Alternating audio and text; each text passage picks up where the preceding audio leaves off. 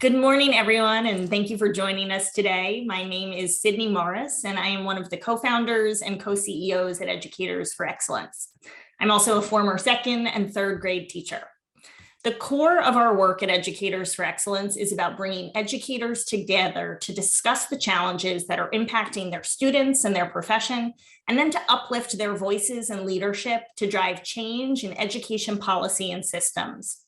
Today, we are launching the 5th edition of our National Teacher Survey, Voices from the Classroom. And tonight, we will be launching 3 campaigns that take the perspectives of educators across the country and help turn them into action. When we founded E4E in 2010 out of our Bronx classrooms, Evan, who you will meet in a second, and I never imagined it would become what it is today. We were teachers who loved the day-to-day work with our students, but like the educators in this survey, were frustrated with the broader system that wasn't serving our students or supporting us as professionals. Since that point, we have worked with teachers across the country to make our schools more equitable, higher quality, and a better place to work. Before handing this over to Evan to dig into our survey data, I want to take a minute to remind everyone about E4E. As educators, we saw the brilliance in our colleagues, but we also saw that they felt completely shut out of the conversations about their profession. Change was constantly happening to teachers, not with us. And so E4E was launched on a simple premise that teachers should be agents of change, not subjects of change. E4E works towards a vision of an equitable and excellent education system that provides all students, particularly those impacted by opportunity gaps, the chance to succeed by ensuring teachers, those closest to our students, have a leading voice in education policy. We work toward that vision by building a movement of student-focused, forward-thinking, anti-racist educators through traditional boots-on-the-ground organizing, running leadership programs so that E4E teachers can take on critical leadership positions in their schools, districts, states, and importantly, their teachers' unions, and supporting educators to lead advocacy campaigns to push for policy changes that will improve outcomes for their students. Since our founding, E4E has grown into a movement of nearly 35,000 teachers across the country, and we have seen our members' work lead to significant policy shifts in state legislation, district practice, and contractual reform. We have also helped hundreds of educators learn how to run for, win, and lead in key positions in their unions, which are powerful levers for educational change, ultimately helping to make our teachers' unions more democratic, diverse, and student-focused. We know it is through a combination of both policy change and leadership development that we can shift our system to better serve students and to elevate the teaching profession. The results of the survey that we present to you today, Voices from the Classroom, is a looking glass into many of the issues that we are seeing in the education sector. Designed by teachers for teachers, Voices from the Classroom, a survey of America's educators, captures crucial insight on the views of teachers across the country on a wide variety of issues impacting their students and their profession. Since March 2020, public schooling in the United States has undergone massive shocks to the system. 2 years ago, school buildings closed indefinitely with very little advance notice as a result of COVID-19. The feeling of powerlessness that teachers often experience became magnified. Since then, significant staffing shortages have plagued districts across the country, and classrooms have become politicized, threatening student learning amidst an already massively challenging environment. Voices from the Classroom 2022 uncovers the perspectives of educators during this unprecedented moment. We are particularly proud of our decision to place a focus on teachers of color, who, our data shows, we are disproportionately at risk of losing in large numbers. We need their presence and perspective now more than ever. So we hope this study helps us speak truth to power. That's why we're here today. I will now hand it off to my co-CEO, Evan Stone, who will go into more details regarding methodology and the implications of the survey results. Thanks so much, Sydney. As she said, my name is Evan Stone, and I am the other co-founder and co-CEO at Educators for Excellence and a former 6th grade classroom teacher. Before we dive into the data, let's look at who created the survey, who took it. This survey was conducted with a national sample of over 1,000 educators that accurately represents the demographics of the profession. We also, for the first time ever, did an additional survey of over 300 BIPOC educators who are also representative of the demographics of BIPOC teachers, so that we could compare and contrast the perspectives of the aggregate teacher across the country with those of BIPOC educators. Teachers designed this survey, but we worked with Gotham Research Group to help ensure it was valid and reliable. Now let's get into the data. We saw 3 major themes emerge from the report. The first is that the Great Resignation is definitely impacting the classroom, though not exactly in the way we are already hearing every day in headlines across the country. Counter to the national narrative that teachers are planning to resign en masse, voices from the classroom found that most teachers remain committed to staying in the classroom long term. In fact, 86% of teachers told us that they are likely to stay for their entire career. But alarmingly, the group that we most need to remain in our classrooms, given they are already underrepresented, is the least likely to say they're going to stay. In fact, only 52% of BIPOC teachers say they are likely to stay in the profession for their entire career. And this is particularly concerning given the research showing that teachers of color have a disproportionate impact for students. And teachers of color only make up about 20% of the teacher workforce, whereas students of color make up 50% of our students in our classrooms. I'll give you a moment to read what Susan, a 3rd grade teacher in St. Paul, Minnesota, thinks about the impact of the pandemic on teachers.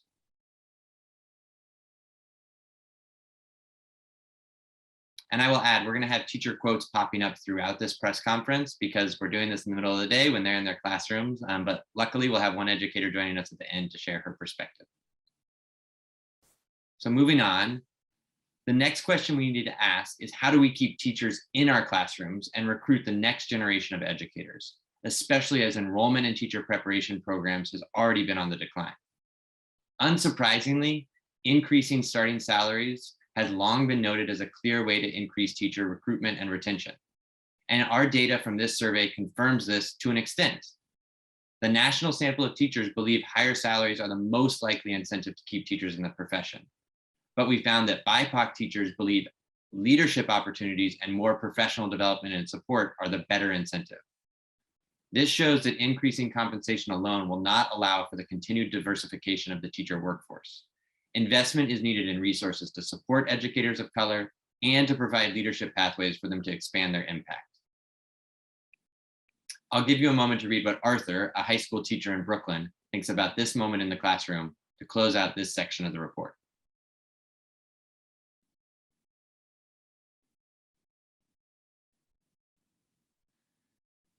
The next section of the report covers teachers' perspectives on what is needed to recover and rebuild from the pandemic.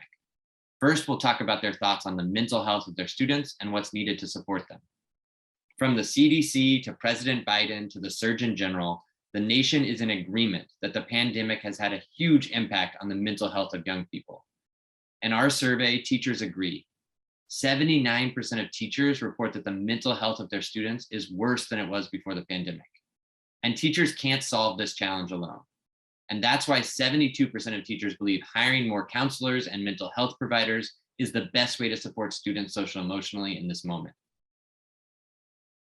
In addition to mental health challenges, teachers report that our schools are not meeting the needs, particularly of certain subgroups of students. As noted on this slide, teachers were least likely to say their school was supporting the needs of our LGBTQ+ students. I'll give you a moment to read what Joseph, a high school science teacher and math teacher in the Bronx, has to say about this.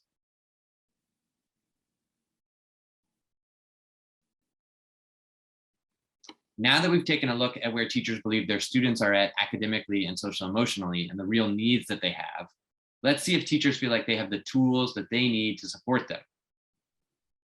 Even after years of investment in new materials, teachers tell us that their curricula still isn't high quality and it isn't well aligned to learning standards.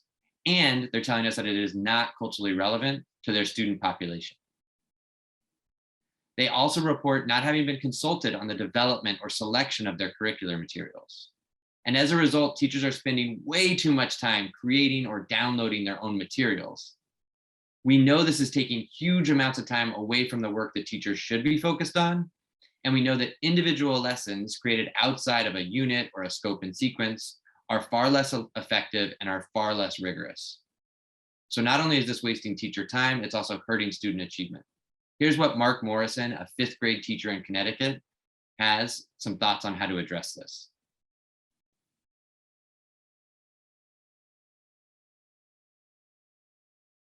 So while these challenges are very, very concerning, we also know that we have a unique moment in time. The federal government has injected an unprecedented amount of money into our public education system to try to address the very impacts of the pandemic that we just discussed. However, teachers haven't been consulted on how these funds should be spent. Just 11% report that their input was actively sought, even though it was required under the federal law. And only 23% believe the funds have had a positive impact on academic progress so far. Fortunately, BIPOC educators have a more positive view, with 63% reporting that the federal funds are having an impact. I'll give you a moment to read what Shirley Jones-Luke, a 9th grade English teacher in Boston, thinks about this.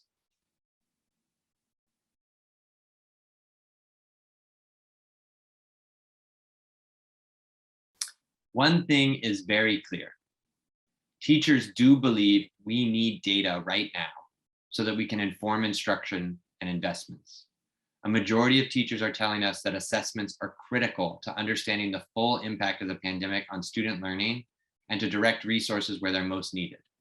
Teachers, and particularly BIPOC teachers, believe standardized assessments are useful and crucial to understanding students' performance.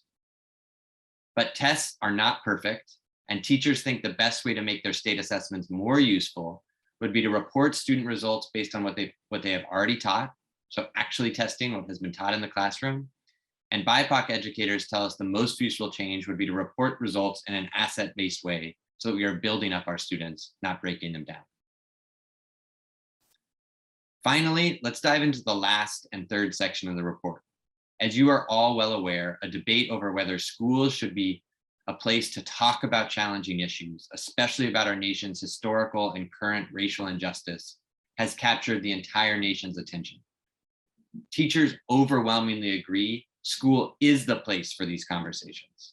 They think issues of race and racism and the history of underrepresented populations must be taught in schools. However, past surveys that we've conducted at E4E have shown us that teachers have not received the materials, the guidance, or the support from their district or from their union about how to address racial injustice and equity issues in their classroom. And so they're not always having these conversations with students. Jennifer, who you'll hear more from later, has some additional thoughts about why teachers may, in some cases, avoid these topics.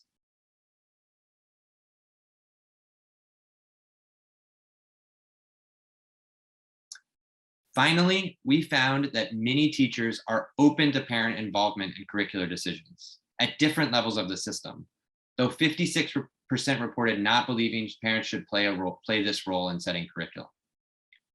Only 40% of BIPOC teachers believe parents should not play a role in helping to set curriculum, indicating that they are more open to parent involvement than the general population of educators. We're going to close this out with some thoughts on Dan Gannon, a history teacher in the Bronx, on parental involvement in the classroom.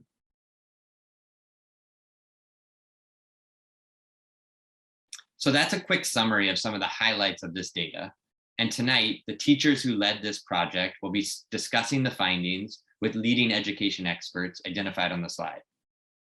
We're going to drop the RSVP link and the live stream link into the chat. We'll hope you'll join us to hear more from educators, education experts, and activists on what's needed in this pivotal moment in the classroom.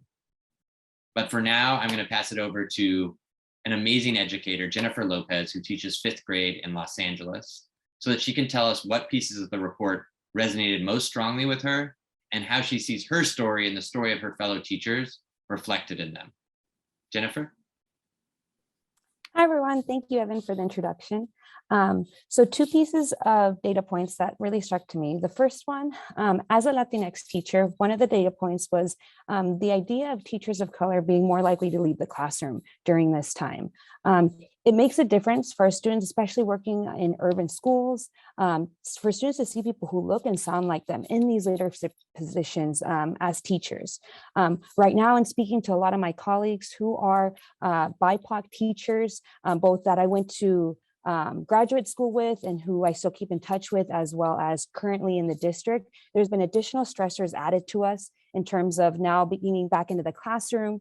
And many of them are considering leaving by the end or have already left mid-year. And that's been very stressful for us. Even seeing colleagues who have left because of the impact it has on the students. So something I've done particularly at my school as a way to support, we have a big BIPOC population of teachers here at my school site. As a way to mediate this, I've created a self-care committee at my school. We meet, I send out weekly emails. We have like a book study that we follow through different strategies, how to build in these self-care and well-being strategies to keep us the best we can for our students. I also run like monthly PDs for teachers, and it's been really cool to see the shift in culture, to see like how we can take care of ourselves to be the best version of ourselves for our students. So that's some work around that I've been doing at my school site. Also, the data piece that talks about BIPOC teachers wanting more pathways to leadership is a key thing. Not only for myself, I think about, I love being in the classroom with my teachers, but at this point, like I wouldn't right now want to be an admin because I just love being in the classroom so much. So what are pathways that you could provide for myself and my colleagues to kind of move forward? That's something that we've been talking about. That has resonated with me as well. And something as a way to kind of build my leadership pathways, I decided to go back to graduate school. But it would be great to see districts and schools come together to think about what that would look like for other BIPOC teachers in particular. The second piece of data that really resonated with me was the large percentage of teachers who want to teach about race and racism in their classroom, given the racial climate right now. It's so critical for the development of our students to just be more culturally aware of the issues that regard in terms of race and culture, and really bring in stuff that's relevant for them in their classroom. Not only when I do that in my classroom, do I see the engagement come on and the buy-in from students, and they really see themselves, whether it's the literature they read about, the writing prompts they engage in, or the math problems they kind of problem solve. You see these students seeing like, hey, this content connects to me, and therefore I feel valued. So I'm really excited to see the large percentage of teachers wanting to move forward with this.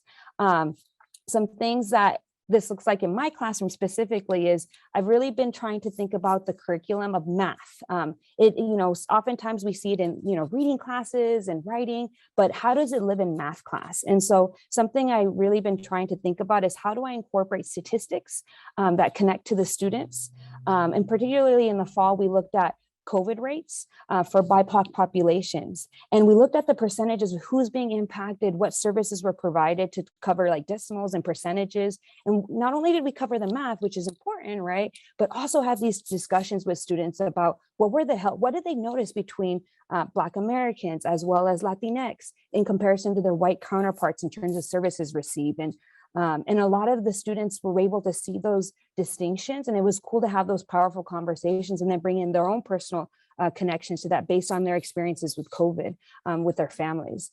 So having these conversations with students in the classroom is so critical, and something I told them last week when we were in our social studies class talking about slavery and how that's impacted racism today was my generation, unfortunately, we've tried to work through the system, but now it's up to you. My job as a teacher is to educate you about these and get you aware, but what's the next step? How are you going to be the change makers for that? So having these conversations in the classroom really can help change the way our society thinks by having these topics. And so these were my few thoughts here. Thank you for the opportunity, and I'll take it back to Evan. Thanks so much, Jen. those are such great examples, and thank you for your leadership. It's really incredible to hear the work that you're doing to help your curriculum and your content be really relevant to your students' lived experiences. And I know that has a huge impact on their ability to grasp, the complex things that you're teaching, and also the work to support your colleagues. Just really incredible. So thank you. Next, I'm going to turn it over to Zeeshan Ali, who is a college senior, to get a student perspective on these critical issues. Z will share a bit about which data resonated most for him and his own experiences as a current student. So Z, I'll turn it to you. Thank you so much, Evan. It's so amazing to be able to speak here and to speak on the behalf of all students and what we've endured. During this presentation, with the data, what really resonated with me the most, and from what I've seen at my college, is that students are struggling in both their academics and their mental health. So when we look at academics, we see how COVID-19 shifted our environment and how our bedrooms became our classrooms. I jump out of bed, I walk 3 feet, I'm at my desk for 3-4 hours to attend my class. I walk downstairs to my kitchen and I'm in my dining hall. So it's just not the same. And when I open up my laptop, I'm not meeting with the professor. I'm watching a pre-recorded lecture, or I'm going through a PowerPoint all by myself. And what that does, it just limits the ability and the connection that we have with the professor. It doesn't empower us as students to ask an educator questions or to foster a conversation about the topic we're learning about. And with these changes of how our education is administered and how we go about it, it creates mental hardships in students. I know for myself, it was a bit of a change because I had to sit down, and I love the library, but it was closed because of COVID. And I had to kind of figure out, okay, well, how am I going to study at my apartment? How am I going to work with other students on a group project when we were unable to meet in person? And I know my colleagues and my friends, they felt the same exact way because they would attend their classrooms and it would be on Zoom and every screen would be black because everyone would have their camera off. And because of that, it led to a deterioration of students' mental health. And a couple of my friends actually dropped out because of this. They said, I'm only going to come back when COVID is done, because this isn't a learning environment where I feel like I could get the best education possible. And when we look at COVID, the dropout rate from students, from my friends, I think about 6 of them dropped out, and I'm sure it'll be more on a broader scale. At USF, where we have a student population of 50,000. But what really scares me is the dropout rate that I see from my friends in the College of Education at USF. A lot of my friends are switching majors and abandoning their careers that they've worked since they were children because of the oppressive actions taken against education and the lack of cultural relevant material. So, in Florida really, and even nationwide, we see this wave of anti-CRT material and bills such as Don't Say Gay that poison our school systems, and it leads to the lack of truth in our education. Just a couple of weeks ago in Florida, I think they banned 54 math books because they said it contained CRT material. That accounted for 41% of the books in review. So when we see this, when we see data like these, when we see students going through hardships, when they see students, and primarily students of color, who are dropping out from the College of Education and abandoning their careers to be an educator, I have to ask myself, what does this mean for the next generation of academicians? What does this mean for the next generation of teachers? Will they be able to properly teach, racism and history and, the history is underrepresented populations and talk about LGBTQ rights? And if they can't, and if they are limited in their ability to spread the truth and knowledge, what does that mean for the next wave of students? Will students be leaving high school or college not knowing about these these events that shaped our country and shaped international affairs as well? So when I really look at the situation and we look at the data set and I look at my campus, it's just nothing short of heartbreaking to see that young adults who are so passionate about education and working with students, from K through 12, are giving up their dreams because of how the educational system is progressing. And, as someone who is graduating in just over a week and has plans to attend graduate school, it's my hope that through the works of individuals, organizations, and elected officials, and most importantly, teachers, that we can create legislative change that will empower students and empower teachers and create an environment in any school that is founded on the values of truth, wisdom, and I guess you could say progressiveness in our education. Awesome. Well, thank you so much, Z, for sharing your perspectives. just does a great job of making clear how hard it was to learn during this pandemic, both the academic challenges and the mental health ones, and also for painting a clear picture of why the movement to restrict education, to censor teachers, to put gag orders in place will stop people from becoming classroom teachers. So I hope you can convince your friends, your colleagues, come back into the school. We need you in our classrooms, absolutely. So that is the presentation on the Voices from the Classroom, E3's 5th edition of a really important national teacher survey. We hope you will join us tonight for the launch, where we'll be meeting not only with other educators, but with national experts to discuss this critical report and what it means for our students and our teachers across the country. Thank you.